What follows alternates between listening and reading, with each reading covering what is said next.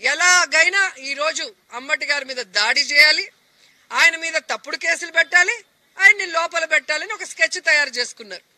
లేకపోతే అసలు ఒక సీనియర్ మోస్ట్ పొలిటీషియన్ కార్లో వెళ్తుంటే ఆడవాళ్ళు పచ్చి బూతులు, ఆ గ్రంథాలయం చైర్మన్ ఆమె ఏజ్ ఏంటి, ఆమె గేజ్ ఏంటి, ఆమె మాట్లాడే మాటలేంటి, ఏ మాట అయితే అంబటి గారు మాట్లాడారని కేసు పెట్టారో అదే మాట ఆవిడ మాట్లాడింది మరి ఎక్స్ మినిస్టర్ని. మరి ఆవిడ మీద ఎందుకు కేసు పెట్టలా? అంబటి గారు ఇంటికి వచ్చాక రెచ్చగొట్టి దాడి చేస్తే తెలియక ఆవేశంలో అన్నాను, వెనక్కి తీసుకుంటున్నానని క్లియర్ కట్ గా మీకు చెప్పిన తర్వాత మీరు కేసు పెట్టారు. మరి ఆవిడ ఇంతవరకు క్షమాపణ కూడా అడగలేదు. మరి ఎందుకు కేసు పెట్టలేదు ఆవిడ మీద? ఇంకో ఆవిడైతే భూమికి ఇంత ఉంది, ఫస్ట్ టైం గెలిచిందంట ఎమ్మెల్యేగా, మాధవి గారు. పాప కొంచెం పాలిటిక్స్ కొత్త, అందుకే ఎక్కువ ఎగురుతోంది. ఆవిడకి కొంచెం రోజులు పోతే అన్ని తెలిసి వస్తాయి.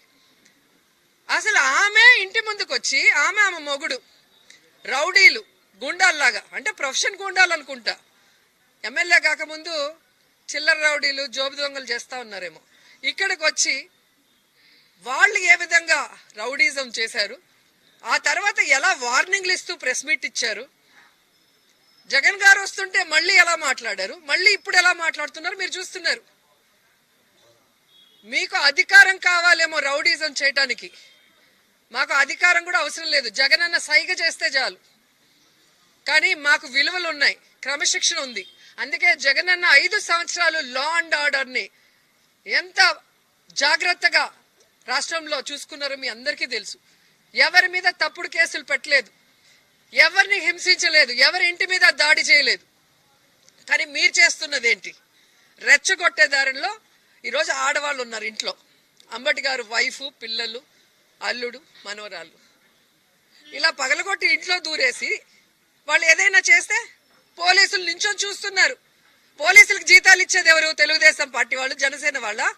ప్రజల పన్నులతో కదా వీళ్ళకి జీతాలు ఇస్తున్నారు. మరి ఏదైనా ఇన్సిడెంట్ జరిగినప్పుడు ఇమీడియట్ గా రియాక్ట్ అయ్యి వాళ్ళని కాపాడాల్సిన బాధ్యత పోలీసులకు ఉందా లేదా? ఫోన్ చేస్తే ఎస్పీ ఫోన్ ఎత్తాడు, పోలీసులు ఇక్కడ నించుంటారు. మన వాళ్ళు వచ్చి పోలీసులు ఏంటి సార్ ఇంత జరుగుతుంటే అని చెప్పి ఫోన్ చేసి అడిగితే మాకు ఇన్స్ట్రక్షన్స్ రాలేదు అంటే, దాడి చేయడానికి ఇన్స్ట్రక్షన్స్ ఇచ్చారు, వీళ్ళని చూస్తూ ఉండమని ఇన్స్ట్రక్షన్స్ ఇచ్చారు. కానీ ఆ దాడిలో ఎవరైతే బాధితులుగా ఉన్నారో వాళ్ళని కాపాడమని ఇన్స్ట్రక్షన్స్ రాలేదంట. ఇంతకన్నా పోలీసు వ్యవస్థకి ఏదైనా సిగ్గుచేటు ఉందా అని అడుగుతున్నా. ఇప్పుడే జీరోకి పడిపోయినారు ఈ రాష్ట్రంలో పోలీసులు, కేవలం కూటమి ప్రభుత్వానికి బానిసలుగా బతుకుతూ. ఈరోజు ఎంత చెడ్డ పేరు తెచ్చుకుంటున్నారు.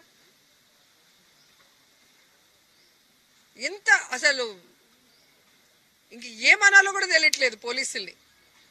మీ ఉద్యోగ ధర్మం మీరు చేయకుండా, మీరు దగ్గరుండి మీ ఆధ్వర్యంలో మీరు చూస్తుండగానే దాడులు జరిగి బ్లాస్టులు జరుగుతుంటే ఇక మీరెందుకు?